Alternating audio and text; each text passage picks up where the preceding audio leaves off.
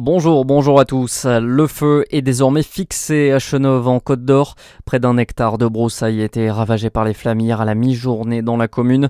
Une trentaine de sapeurs-pompiers ont été mobilisés pour venir à bout du sinistre finalement maîtrisé en début d'après-midi.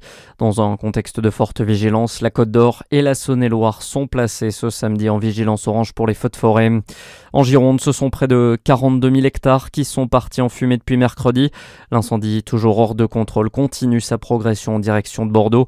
Hier soir, 55 000 nouvelles évacuations ont été ordonnées par les autorités, portant à 220 000 le nombre d'habitants évacués dans le département.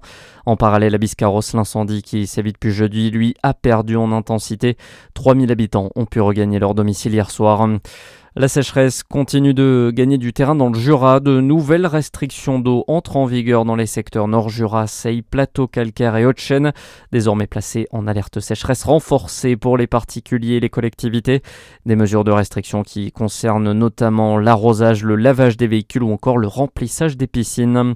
Dans le reste de l'actualité, ce drame à Berlin, hier soir en marge de la Marche des Fiertés. Un véhicule a percuté la foule au niveau du parc Tiergarten. Le bilan fait état d'un mort et d'une quinzaine de blessés, dont plusieurs ont leur pronostic vital engagé. Plusieurs suspects sont activement recherchés.